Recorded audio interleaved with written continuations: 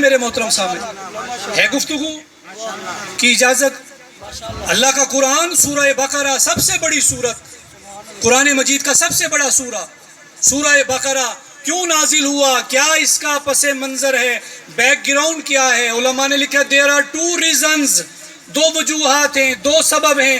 نوجوان بھی سنیں، چھوٹے بھی سنیں، بڑے تو ماشاءاللہ جانتے ہیں، ان کی یاد دہانی ہو رہی ہے اور ان کی معلومات میں اضافہ نہیں میں کر رہا ہوں، انہیں تو سبق سنا رہا ہوں میں نے جو قرآن کی تفسیر میں پڑھا، تشیع و تسنن دونوں نے لکھا ہے سورہ بقرہ اللہ کریم نے کیوں نازل فرمائی ہے، تو معصوم نے یہی ہمیں بتایا اور پیغام دیا کہ دو صفتیں تھیں اس خوش بخت میں جس کی شان میں اللہ نے سورہ بقرہ کو نازل کیا۔ ہو اجازت تو بیان کروں وہ کوالٹیز کون سی ہیں، وہ خصوصیات کون سی ہیں، وہ کون سی عظیم چیزیں تھیں جن کی وجہ سے اللہ نے سورہ بقرہ کو نازل کیا؟ تو میں نے تفسیر میں پڑھا ہے کہ جس کی شان میں آئی ہیں سب سے پہلے وہ اپنے والدین کا مطیع تھا۔ اللہ اکبر، اللہ اکبر، اپنے والدین کا احترام کرتا تھا، کاروبار کرتا تھا، اس کی ایک گائے تھی اور وہ گائے ماشاءاللہ بیچنے کے لیے رضامند تھا اور باپ کو بھی قائل کر چکا تھا۔ اور اس سورت سے ہمیں یہ بھی اشارہ ملتا ہے اگر کوئی سودا کریں تو اپنے بزرگوں سے مشاورت ضروری ہے، لہذا اس نے اپنے بابا کو بتایا کہ بابا میں بیچنا چاہتا ہوں ایک گائے کو اور آنے والے ہیں اسے لینے والے، تو کہا ٹھیک ہے بیٹا جب آئیں تو بتانا۔ آ گئے گائے کو لینے والے اور آ کے انہوں نے کہا کہ ہم اسے اتنے سارے پیسوں میں لیں گے کہ اس کی کھال اتار لیں گے، اس کا گوشت نکال لیں گے، تازہ تازہ گوشت کھا کے بیٹھے ہو۔ سنت ابراہیمی کو یاد رکھنے کے لیے اللہ ہمیں قربانیاں کرنے کے ساتھ ساتھ اپنے نفس کو قربان کرنے کی توفیق عنایت فرمائے۔ اللہ ہمیں بکروں، چھتروں، گائے، اونٹ، بیل، دمبے کی قربانی کے ساتھ ساتھ اپنی انا کی قربانی کرنے کی توفیق عنایت فرمائے۔ جو روٹھے ہوئے انہیں ملاؤ، جو دور ہیں انہیں نزدیک کرو، جو ناراض ہیں ان کی صلح کروا دو، یہ بھی قربانی ہے، وہ قربانی بھی ضرور کرنی ہے۔ تو میں نے کتاب میں پڑھا کہ اللہ کا یہ اتنا نیک بندہ تھا، اس نے سودے کے لیے کمٹمنٹ کر دیا، ادھر وہ آئے، انہوں نے کہا ہم اسے اتنا دیں گے تجھے، اس کا گوشت نکال لیں گے اور اس کھال کے اندر سونا بھر دیں گے۔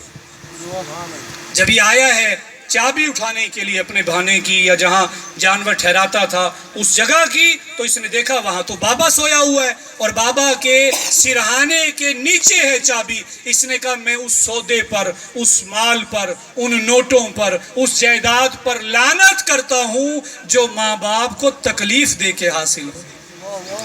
بس اس نے انہیں بھیج دیا۔ اللہ کو یہ ادا اتنی پسند آئی، اللہ نے فرمایا ایک تیری یہ ادا کہ تو اپنے والد سے اتنی محبت کرتا ہے، اسے تکلیف نہیں دینا چاہتا، پیسوں کو لات مار دیتا ہے، دولت کو کہہ دیتا ہے بائے بائے، میرا والد سلامت رہے۔ اللہ اکبر، اللہ اکبر۔ اور دوسرا میں نے جو تفسیر میں پڑھا وجہ کیا ہے سورہ بقرہ کے شان نزول کی، وہ یہ ہے کہ یہ شخص کثرت سے محمد اور اس کی آل پر درود پڑھتا تھا۔ آپ کو آتا ہے درود؟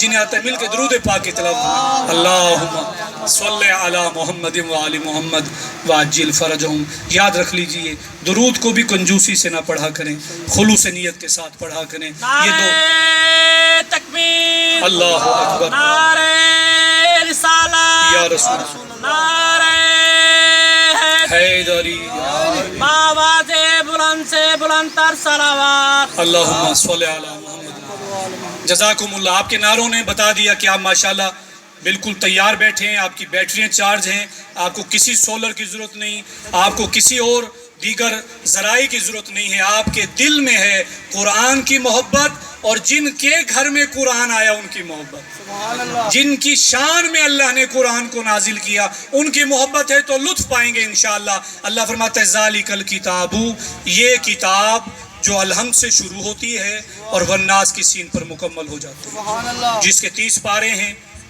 جس کی 114 صورتیں ہیں، جس کی شد، مد، زبر، زیر، جس کی آیت، جس کی روایت، جس کی ترتیب کوئی شک نہیں ہے، یہ ایسے ہی پاک ہے جیسے اللہ نے پاک اتارا ہے۔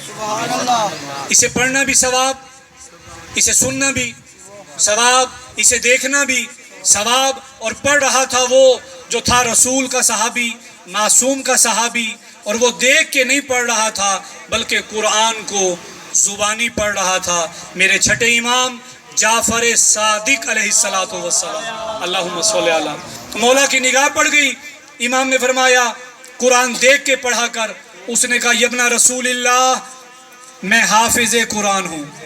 اللہ اکبر۔ اللہ حافظ قرآن، جو قرآن کو اپنے دل میں، اپنے دماغ میں محفوظ کیے ہوئے ہیں، اس قرآن کی برکت سے اللہ ہمیں قرآن کی عظمت کو سمجھنے کی توفیق عنایت فرمائے۔ کہا حافظ قرآن ہو؟ کہا جی مولا۔ آپ نے فرمایا قرآن دیکھ کے پڑھا کر۔ اس نے کہا مولا شاید میں سمجھانے میں کامیاب نہیں ہو سکا، میں حافظ قرآن ہوں۔ آپ نے فرمایا دیکھ کے پڑھا کر، اونچی آواز سے پڑھا کر۔ اللہ اکبر۔ اللہ، آپ بھی پڑھتے ہوں گے انشاءاللہ، جو نہیں پڑھتا آج کی محفل کی برکت سے اللہ ہمیں قرآن